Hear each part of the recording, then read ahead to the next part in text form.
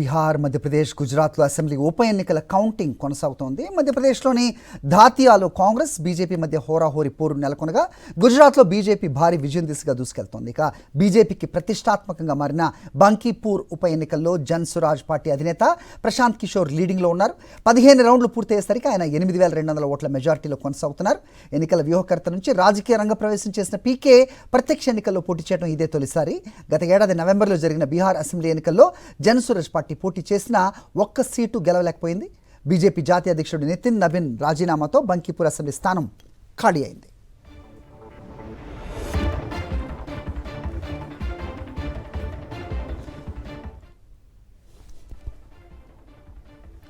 బీజేపీకి అత్యంత ప్రతిష్టాత్మకంగా మారిన బీహార్లోని బంకీపూర్ ఉప ఎన్నికల ఫలితం దేశవ్యాప్తంగా ఉత్కంఠ రేకెత్తిస్తోంది.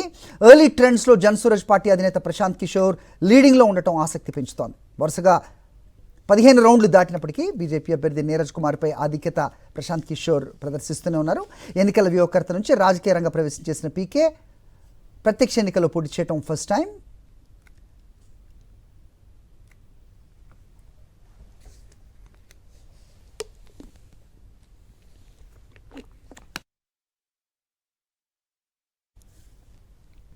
బీజేపీ జాతీయ అధ్యక్షుడు నితిన్ నబీన్ రాజీనామాతో బంకీపూర్ అసెంబ్లీ స్థానం ఖాళీ అయింది.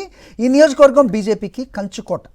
1995 నుంచి కూడా ఇక్కడ కమలదళానికి ఓటమి అంటే తెలియదు. అసెంబ్లీ ఎన్నికల్లో నితిన్ నబీన్ ఇక్కడ నుంచి 50,000 ఓట్ల మెజార్టీతో విజయం సాధించారు.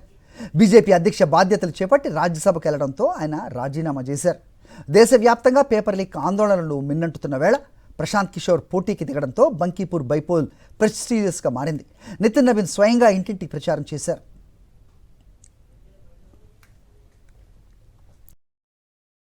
మరిన్ని అప్డేట్స్ కోసం ఛానల్ను సబ్స్క్రైబ్ చేయండి. నోటిఫికేషన్స్ కోసం బెల్ ఐకాన్ పై క్లిక్ చేయండి.